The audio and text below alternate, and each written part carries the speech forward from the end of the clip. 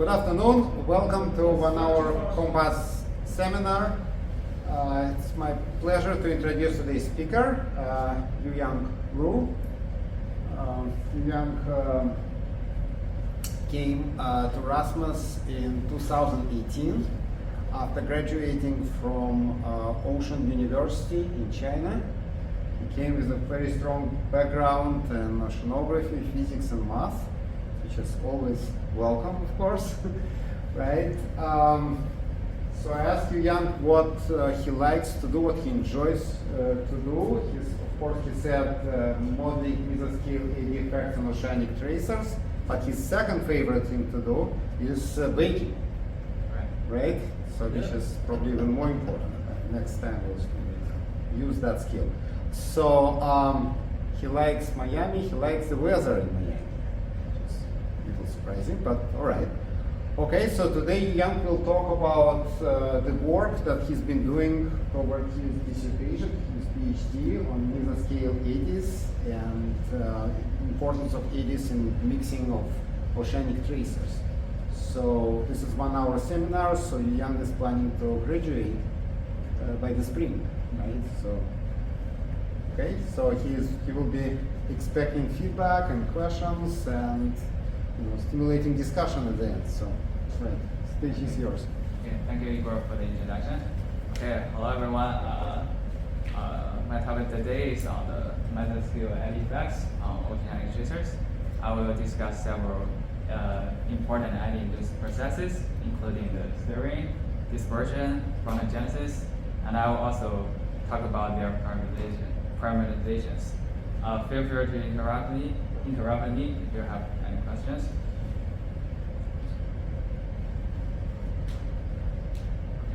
Okay, I will start from the background of how mesoscale eddies generally affect ocean tracers. Then I will discuss the eddy-induced stirring and dispersion, as well as their parameterization in a high-resolution model. In the second part, I will discuss the eddy-induced Frontogenesis and its parameterizations in the low-resolution model. Well, the mesoscale eddies are all over the ocean. On the left is a sea surface height anomaly, showing that they dominate in the western boundary current region and the southern ocean. The eddies move primarily along epipicnals. They can cause stirring and enhance mixing in epipicnal planes. So they can be very important for tracer distributions such as the carbon, heat, and the salinity. Well, how can eddies affect the tracers? There are several mechanisms. The first one is related to the kinetic energy of the flow. The eddies can energize the large-scale current through up-gradient eddy momentum flux. The large-scale flow will then advect and disperse the tracers. The eddies can also transport water mass. This will flatten the epipicnals and also advect the tracers by a so-called GM velocity. Well, the third process is the eddies directly stirring of tracers along epipicnals, which is purely kinematic. This stirring can deform the tracing contour, generate filaments and fronts, and enhance the dispersion and mixing along epipicnals. Well, in this talk, I will focus on the third process. I will call it the eddy effects, but just note that the eddies can affect the tracers, can also affect the tracers through the other two processes. Well, the mesoscale eddies are not generally resolved in most ocean climate models, and the previous eddy effects must be parameterized. The current eddy parameterization, however, is still imperfect. Here is an example of the ocean heat content changes in the Southern Ocean. The dots are the contributions from different physical processes in different models. We can just look at one of them, the epipicnal mixing in blue dots, which are completely parameterized in each model. We can see a large spread across different models. So the eddy parameterization is one of the major sources in of the model uncertainty. And parameterization is just a mathematical expression of eddy effects in terms of the result of large-scale fields. Well, the goals of my studies are twofold. The first is to understand the eddy effects on the tracers and how they can be related to the large-scale fields. And from this understanding, we aim to propose new parameterizations of these eddy effects and to ultimately improve the tracer predictions in model. Well, the key objective of our study is the eddy effects. How do we quantify it? We start from the eddy resolving tracer equation in asymptotic layers. The tracer C is advected by horizontal velocity and is dissipated by small scale diffusion. The directional fluxes may not be present depending on what model it is. And to get an expression of the eddy effects, we use a filter denoted by the angle bracket to split the large scale and the eddy component of a field. This leads to a large scale tracer equation here, which is forced by an extra term, the d sub e. I will call it the eddy forcing. It is just a scalar field and contains all the eddy terms. The problem here is that in coarse resolution models, this eddy forcing is generally not available and thus must be parameterized.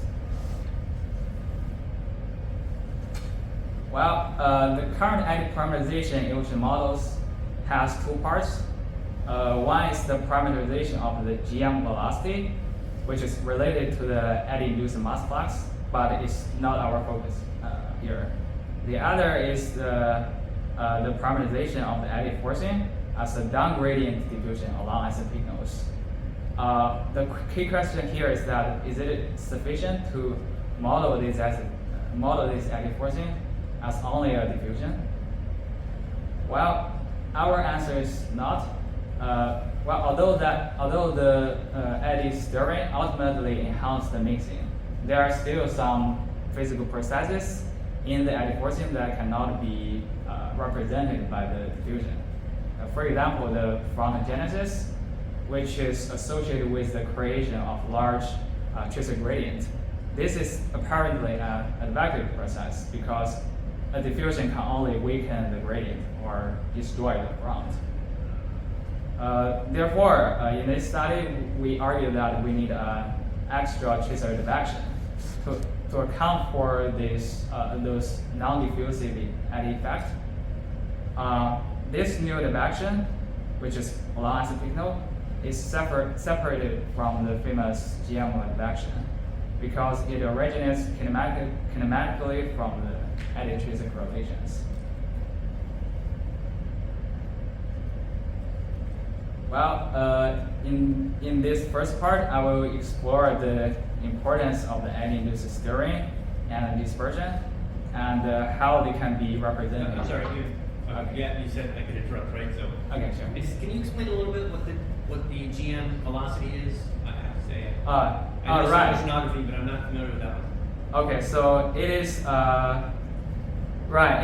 eddy-induced mass flux, which is mathematically the velocity, the correlation between velocity and the layer thickness.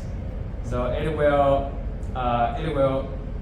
flatten the ocean's asymptotic node. Is it like a horizontal velocity? Or is it it's along asymptotic node, but it moves the layer thickness to reduce the stiffness of the layer thickness to make the, for example, the plot here. This is a highly simplified schematic. So it's kind of like an you said like an overturning? Oh, right, overturning. Right. Yeah. Okay. All right, thank you.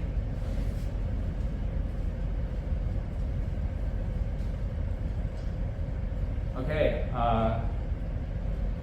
Yeah, so in this part of the study, we use a high-resolution realistic ocean model in the Gulf Stream region. It has hybrid vertical layers, and the directional fluxes are present. And on the left, I'm showing the tracer solution relative to its initial distribution, as well as the flow speed in the surface mixed layer. You can see there are some mesoscale features such as the filaments in the tracer field that is generated by eddies. On the right is the temperature meridian of cross section overlapped by the layer interfaces. And we also use a 2-degree spatial filter to split the large scale and eddy component. As what I just discussed, this gives us an expression of the eddy forcing, which account for all the eddy effects. The eddy forcing is on the right-hand side. We can see that the diaphragmal flux also has a small component in the eddy forcing. But because the eddies move primarily along asymptotes, we will only focus on the asymptotic component in the complete eddy forcing, which is the divergence of lateral eddy tracer fluxes, the UH prime C term. Can you show the previous picture again? I'm sorry? Previous picture, like the top left, right? Why you don't see more eddies and filaments? It looks weird to me, that picture. Because you should see mostly eddies and filaments. Okay, I think first the tracer is average in the surface mixed layer. Oh, this is mixed layer. Oh right, surface mixed layer. I think so. Okay, mixed layer would be a bit different. But the GM thing is not in the mixed layer, right? So your parameterization is for mixed layer or what? No, we will focus on the asymptotic layers. Okay. In the average sense. Yeah. I'll wait. Okay.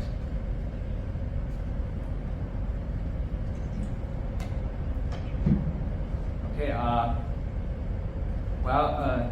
Now we have the key object in this part of study is the asymptotic component of the complete eddy forcing. Well, and a common approach to represent this eddy forcing is to use the flux gradient relation, which express the eddy tracer flux by a product of a 2x2 transport tensor and the large scale tracer gradient.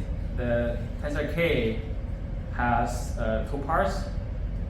A symmetric part describing the diffusive effect of the eddy flux, and an advective part and an anti-symmetric part describing the advective effect of the eddy flux. And this approach has a key assumption, which is that the symmetric part should represent a downgradient diffusion, which is related to the positive diffusivity. And here I just want to briefly show what I mean by tracers. They are just different passive tracers with different inertial distributions. So each of them can provide fields of the large scale tracer gradient as well as the tracer eddy fluxes. From this field, we can estimate the transport tensor from this flux gradient relation.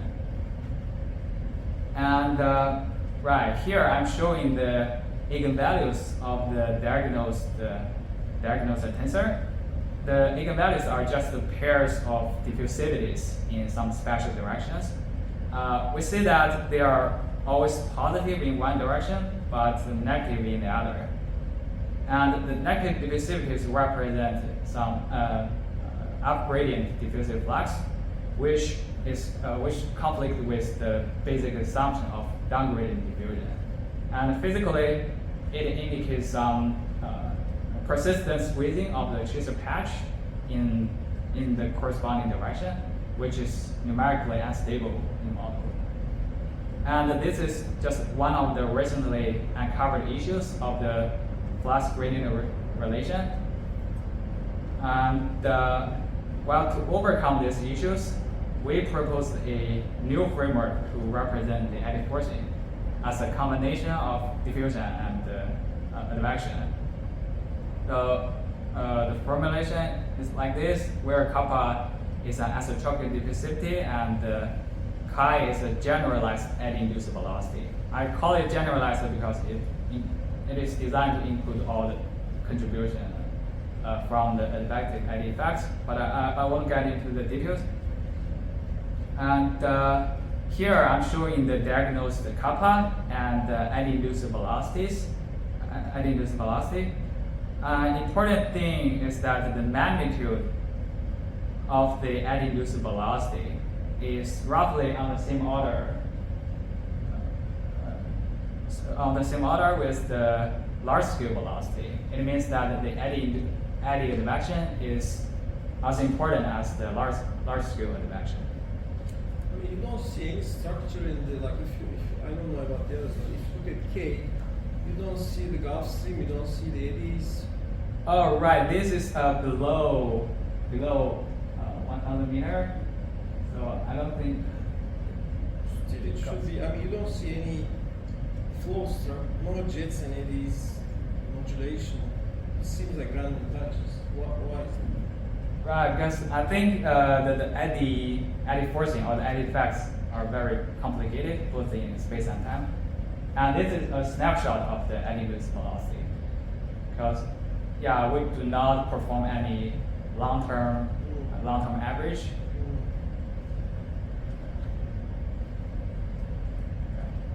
So how do you know it means something?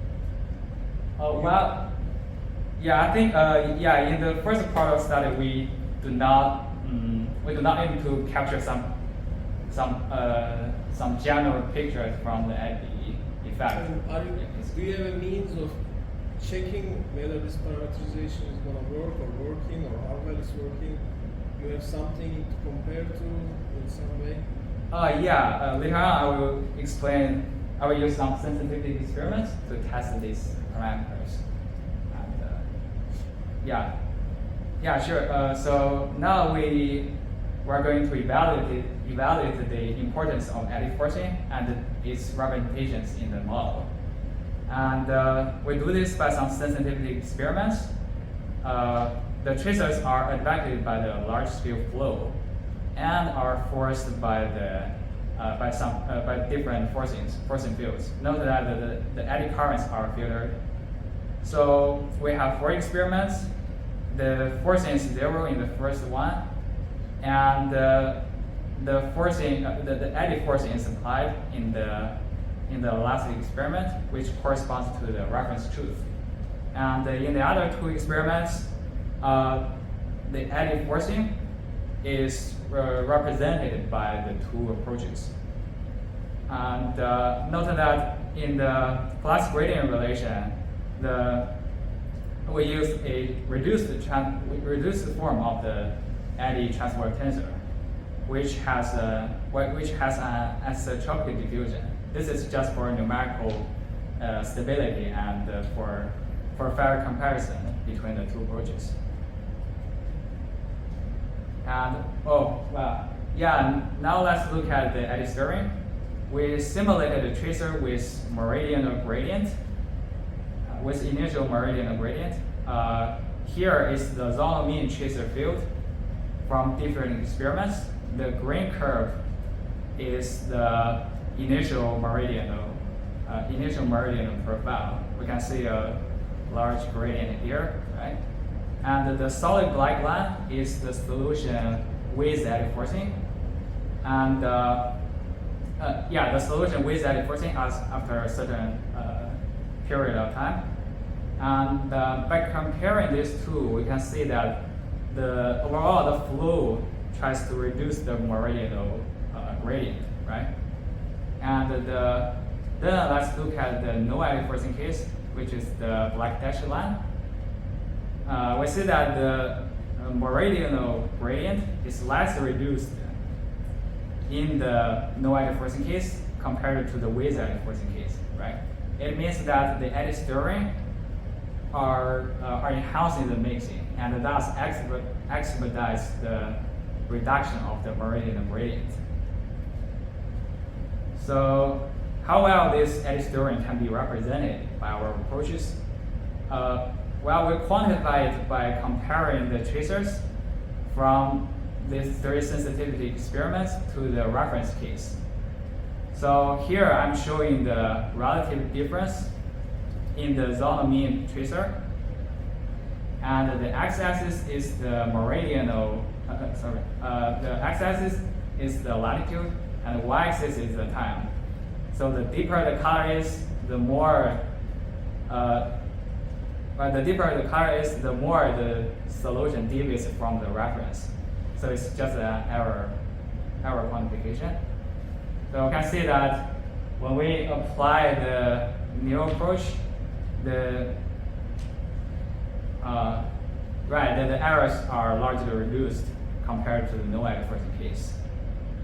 And however, the flux gradient relation can give a worse solution in certain latitude. That is even worse than the no advection. Okay, so the conclusion here is that our new approach can capture this eddy-induced theory. So the eddies can also. Sorry, sure. Go back to the previous slide. So there was another method, which was to use the actual eddy forcing, right? Oh, the right. Truth, I guess.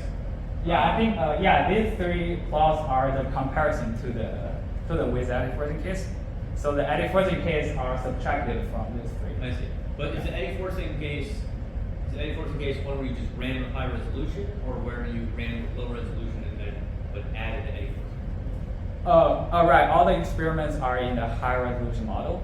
We just replace the field. Yeah, we just perform a filter here. There's no projection onto the coarse grade, so everything are on the high resolution grade. So you're not running a low resolution yet? No. Okay. All right. Go on. Right. The eddies can also enhance the tracer dispersion. Well, we release a vertically uniform tracer die in all the experiments. In the middle of the domain, the circle is its initial position. The color here shows the spreading after the same time in all the experiments. First, we can compare the no advection and the with advection cases. We see that the eddies significantly enhance the dispersion or the spreading of the die. Also, the tracer in the experiment with our new approach is very close to the reference case, whereas the flux gradient approach produces a more isotropic or abnormally large spread. So related to David's questions, what do you filter in the no eddy forcing? What do you filter exactly out? You mean the feet? I mean, what is missing in the no eddy forcing? Can you clarify that a bit more? Oh, right. What exactly is missing? If you have the eddies, right? The eddies should be missing. But if the eddies are not missing, and this is the only way you can do it is if you run a low resolution, so no eddies result case. But you have eddies result case, but we are taking out something. What are you taking out? Oh yeah, we're taking out the eddy forcing field. For example, in the no eddy forcing case, we run this experiment where the velocity here is filtered. So we're running a high resolution model. Yeah, but you are filtering how? I mean, how much are you filtering? Do you have like velocities next to each other, filter, not filter? Oh, we have a 2-degree filter. Can I tell you? Okay, sure. Yeah, I think I should explain what the offline model does. Oh, right. Yeah, sorry. The tracer, yeah, we can use any artificial velocity to advect the tracer. Yeah, the velocity is previously calculated, and here we use a filtered velocity. The velocity. Spatial filter. Yeah, spatial filter, 2-degree spatial filter. And how about the high resolutions, 1/48? 1/48, and you filter to 2 degrees.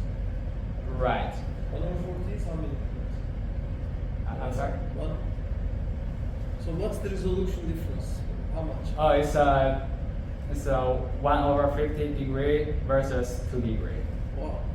Yeah. Okay. It's a very intense. So I understand now, you do a high resolution run, but these runs on the variable C are what we call offline.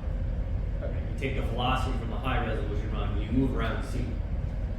A mobile. Oh yeah. Yeah, you act on C. So you either do it with the filtered velocities or the full velocity. Yeah, that's Okay. right. All right. It would like to show the next Now we understand. Okay. Yeah, sorry, I should explain it. I just Yes. want to focus on It's leaving. Okay, yeah, so to sum up, we have shown that the Mesoscale Eddy can enhance the steering and dispersion of tracers along signals. We use both a novel advection-based approach and a diffusion-based approach to represent these effects in a model without eddy current. And we show that the new approach can reproduce the effects more accurately. Okay.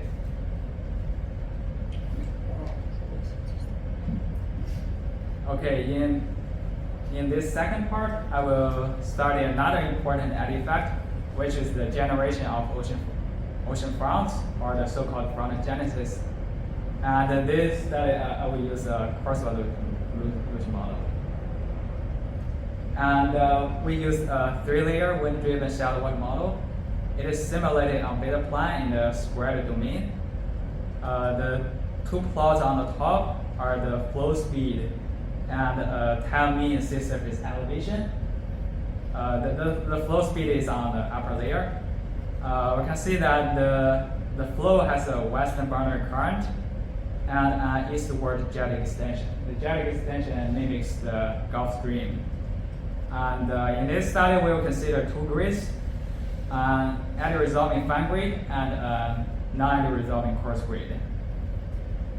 And here, in this talk, I will also focus on one particular tracer called passive temperature. Below are its initial meridian distribution. We can see the temperature just decreasing northward, and a snapshot of the solution on the fine grid. So the important feature of the tracer is that we can see the cold water from the north of the domain is accumulating at the north of the Gulf Stream, and the warm water is accumulating at the south of the Gulf Stream. And these two waters can retain their identity without overly mixing, and this creates a very large meridional gradient on the front around the Gulf Stream. Well, yeah, again, we now calculate the eddy forcing, but it's a bit different from the previous one because now it is defined on the coarse grid. So the expression is like this. We don't need to get into details. And the angle bracket now is a coarse gradient operator. It's a spatial filtering plus projection onto the coarse grid. Here I'm showing the snapshot, the time mean, and the standard deviation of this diagnosed eddy forcing. Well, the main message here is that the eddy forcing is large in the frontal region, where the Gulf Stream is also strong. This implies some eddy large-scale interaction in this region. Well, then to see the role of the eddies in the frontogenesis, we again run some sensitivity experiments. While the upper panel are the solutions without eddy forcing, that is just on the coarse grid, the tracer is forced by 0, and with eddy forcing case, where we input the diagnosed eddy forcing to the model, as well as the truth. The truth is just the high resolution tracer solution projected onto the coarse grid. So the first message here is that the with eddy forcing case is very close to the truth, high resolution truth, which means that this eddy forcing is exactly what is missing in the coarse resolution model, and therefore it needs to be parameterized. Another point is that let's look at the no eddy forcing case. Yeah, I can see that the front is almost gone compared to the reference case, right? And we can further quantify the strength of the front by some metrics. One of the metrics is the difference between the spatially average tracers in the south of the Gauss beam and in the north of the Gauss beam. It's just a roughly quantification of the meridional tracer gradient. So below, I'm showing the time series of this magic. Yeah, we can focus on the two black lines. The solid black line is the Yueyang 14 case. It's close to the reference, and the black dotted line is the no eddy 14 case. I think it's clear that in the presence of eddies, the front strength increased by about 1 degree, which is roughly a 50% increase, right, in the front magnitude. So I think clearly this demonstrates that the eddies can help the generation of fronts. Well, to further investigate the eddy-induced frontogenesis and how it competes with the large-scale flow, we use the frontogenesis equation. The equation is just it's essentially an evolution equation for the dc/dy square, because the front in our case is mainly associated with the meridional gradient. And on the right-hand side are the effects of the large-scale flow, the L, the eddy effects, which is associated with the eddy forcing, and the effect of small-scale diffusion and tracer relaxation. In this talk, I will only focus on the first two effects, the large-scale effect and the eddy effect. Well, here I'm showing the time series of the spatially averaged terms. And the eddy term in the right, the eddy term in the right is always positive, right? It means this term is increasing the tracer gradient, which means that the eddies are trying to sharpen in the front. In contrast, the large scale effect, the L term in blue, is always negative, which means that the large scale current are trying to weaken in the front by imposing some negative forcing to the frontogenesis equation. And in general, we can see a roughly balance between the eddy-induced frontogenesis and the large-scale induced frontolysis. And then to further say the large-scale effect, we split the large-scale term into the advection term and the strain term. The advection term is just the advection, the large-scale flow advection of the tracer front, which is almost nearly zero and is negligible. While the strain term is relevant to the large-scale flow, large-scale velocity gradient, and it dominates the large-scale effect. And this strain term is associated with, for example, the convergence, confluence, or the shear of the large-scale flow.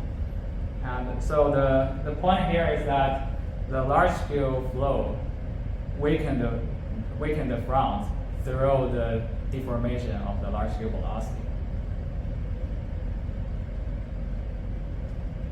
Okay, now we know that how the large-scale currents weaken the front. But what is the mechanism? What is the mechanism of eddies sharpening of the front? We want to describe this eddy-induced frontogenesis using our advection-based approach, because the frontogenesis is essentially an advective process, right? Here we introduce a new variable to our advection-based approach, which is effective eddy-induced velocity. Note that we call it velocity, but it's still a scalar, just for simplicity. And this scalar field is essentially a projection of the eddy-induced velocity onto the tracer gradient. So physically, it's a speed at which the eddy-induced velocity moves the tracer contour. And the delta C here is just a sign function to ensure that the sign of the effective eddy-induced velocity indicates the absolute direction of the eddy-induced velocity rather than the relative direction to the intrinsic gradient. So to put it simply, if the effective eddy-induced velocity is positive, it means that the eddy-induced velocity has a northward component, and vice versa. So yeah, here we estimated this effective eddy-induced velocity from the previous eddy forcing on the coarse grid. And here I'm showing the zonal mean, the time and the zonal mean profile of the effective eddy-induced velocity. And we see that it is generally negative in the north of the Gulf Stream core and positive in the south of the Gulf Stream core.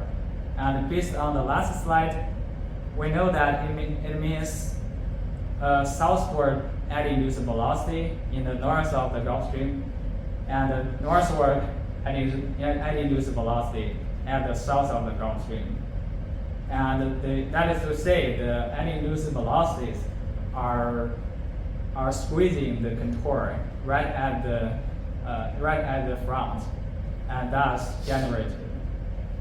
cause a frontogenesis process. And this is basically the mechanism of the eddy-induced frontogenesis. And it is also important to know that this eddy-induced squeezing mechanism is consistent with our previous conclusion from the intrinsic experiment and the analysis of the frontogenesis ingredient.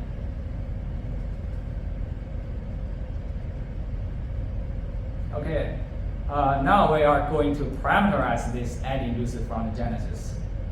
We know that the eddy-induced squeezing can be represented by a certain structure in the effective eddy-induced velocity. But in most coarse resolution models, we don't always know the eddy field.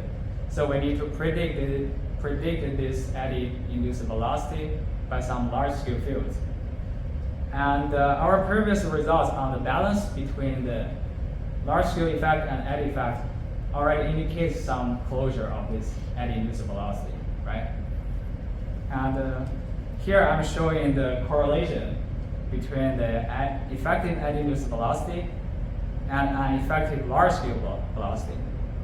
And the effective large-scale velocity is just a projection of the large-scale velocity itself. Well, we see that the correlation is mostly negative, right, in most of the domain. And this correlation is especially significant around the Gulf Stream core, denoted by the dots here. Right. And yeah, this implies a linear relation between the effective eddy-induced velocity and the large-scale velocity, right here. And however, we also see a very large spatial variability in this correlation. So now we choose to only predict the meridional structure of the effective eddy-induced velocity. And on the right, I'm showing the zonal mean profile of the diagnosed effective eddy-induced velocity and the large-scale eddy-induced velocity. We can see that both fit each other very well, especially the jet region. Okay. And right. And we also, yeah, we can fit the coefficient alpha by using these two diagnostic profiles, and the right line is the predicted profile. Note that the alpha is 0 in the outside of the jet region.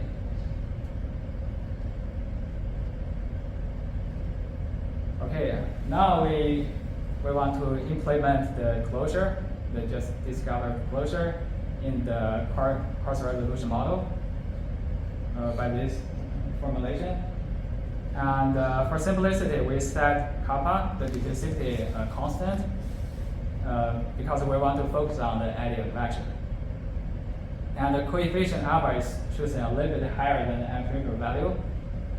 And below, I'm showing the solution of the closure together with the reference case and the no eddy forcing case. And at the bottom, I'm showing the time series of the magnitude of the front. And the right dotted line is the closure case. I think, it's clear that the closure is able to reproduce the front as large as the reference case after the initial spin up.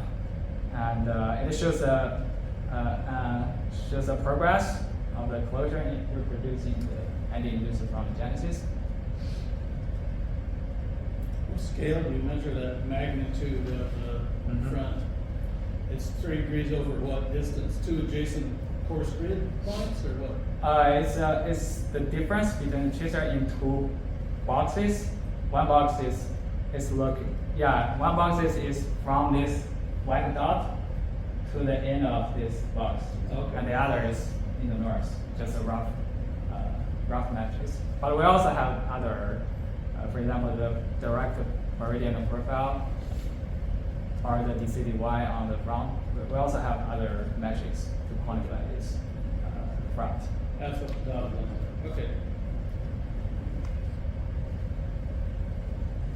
Okay, so in this part we show that mesoscale eddies can sharpen the large-scale tracer front by squeezing the tracer contours through the advection. And this effect is evidenced by the sensitivity experiments, the Frontogenesis equation, as well as the patterns in the eddy-induced velocity. And the large-scale current, however, counteracted this effect through the large-scale velocities deformation. And this eddy large-scale balance can provide us a closure of the eddy-induced velocity.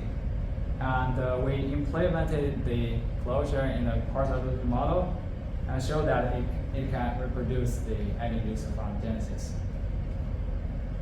Can you compute these special velocities you have from altimeter data or something like that? Altimeter data.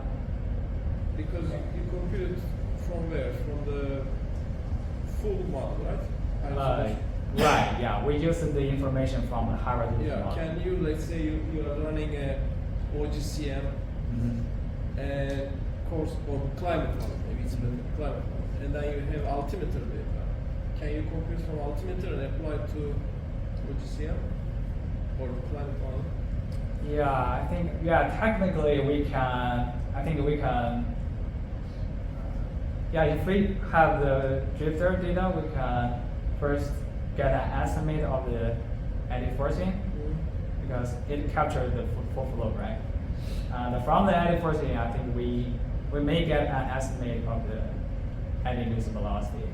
Yeah, but I think the problem would be the error from it. Yeah. That's what I want to ask about this figure. There's a parameter alpha, and you can try to calculate alpha to match the results. But yeah, we can is tell. alpha varying with latitude? Oh, right. Here, the alpha is just a constant all over the domain. Oh, no. That red curve goes to 0, right? So maybe that can't be right. Right, it's 0 outside of the front region. So, yeah, because I think the feed is not so good outside of the front region. So in the front region, you calculate one value of alpha. Yes.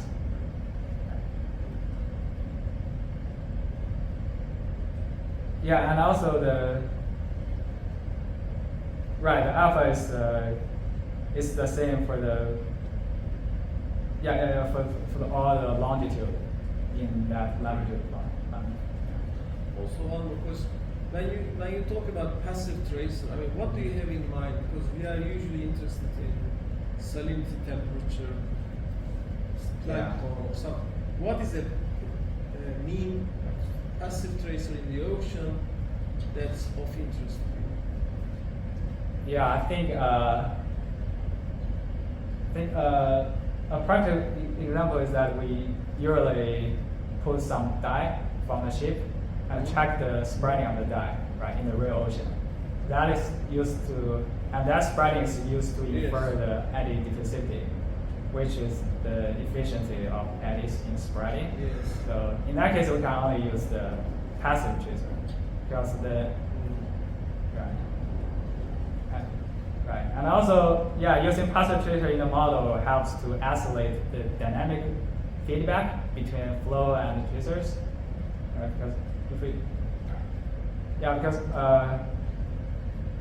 one way eddies affect the tracers through the steering, purely kinematic, without any feedback from the tracer. Right? And using passive tracer, we can better.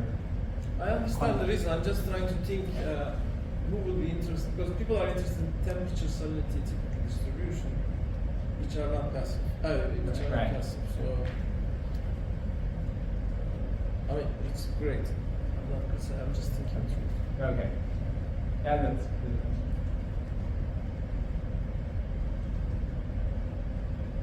Okay, yeah, so here is the wrap up.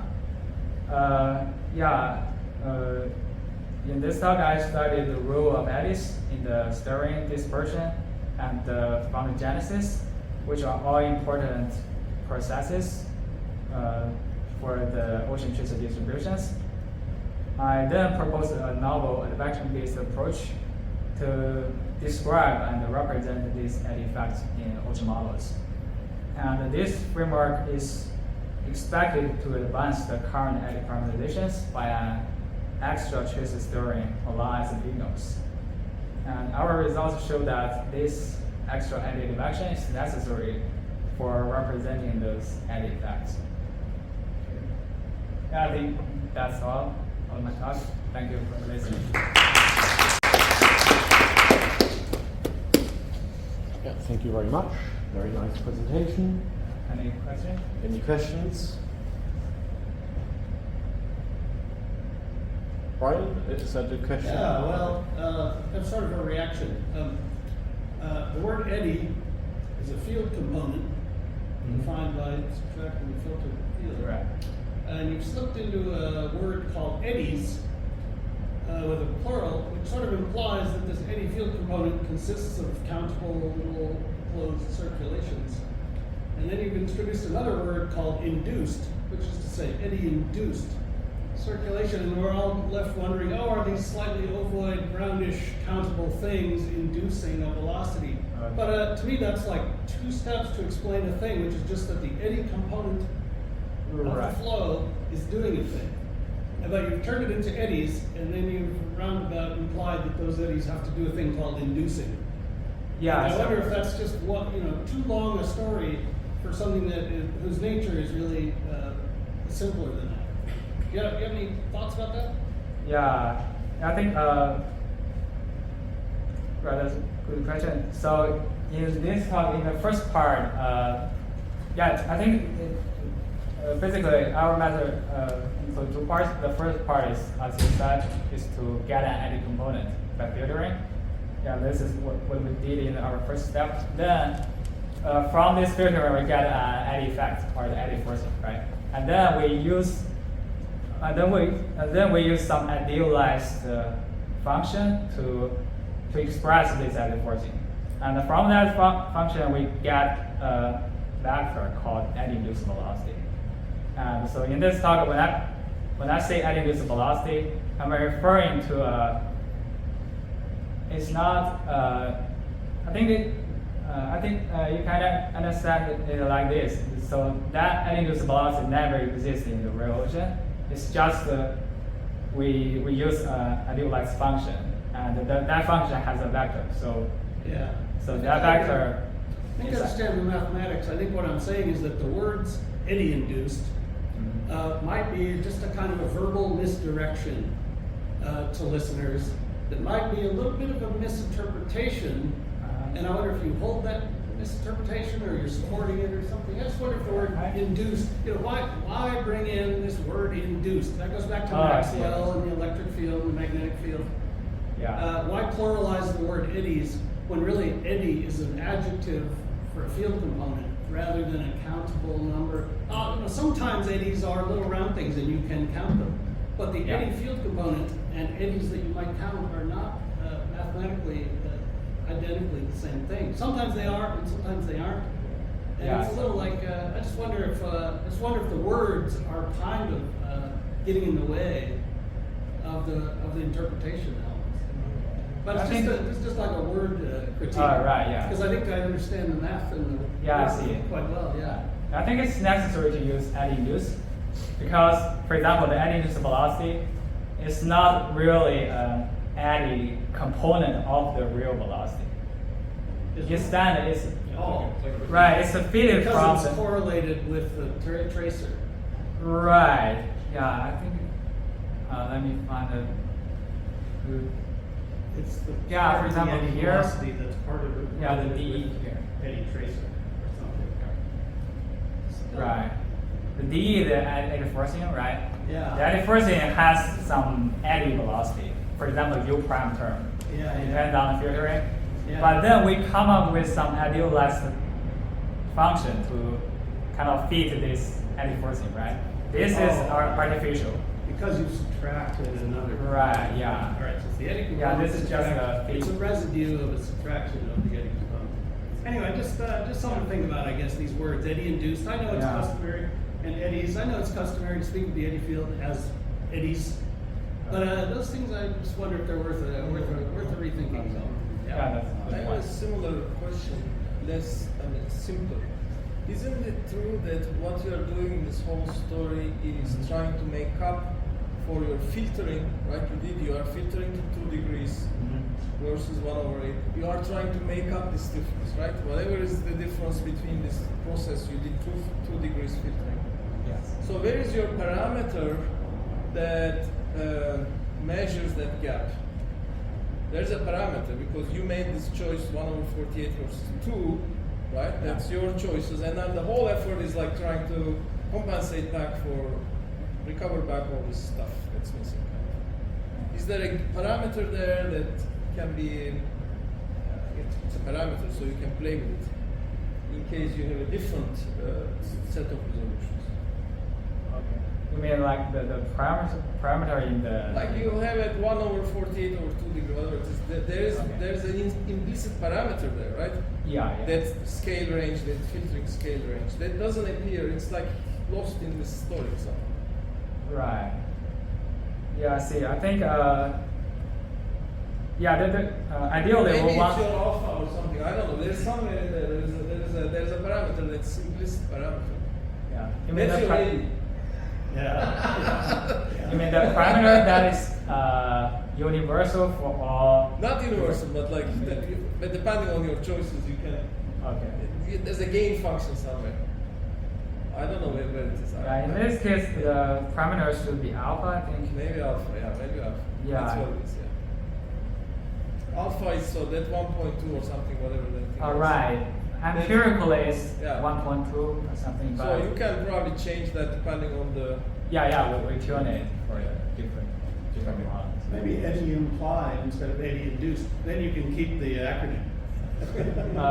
Yeah. Do we have any further questions or comments here in the auditorium? Or maybe from the Zoom audience? Arthur, no questions from you this time? Not right now. That was a very good seminar. I have no questions about it. Okay, then thank you again for the presentation. Thank you all for coming. This was the last seminar in the semester. I hope you will have nice holidays, and I will see all of you again for the first seminar in the spring semester. Thank you, Roland. Thank you, Roland. Yeah.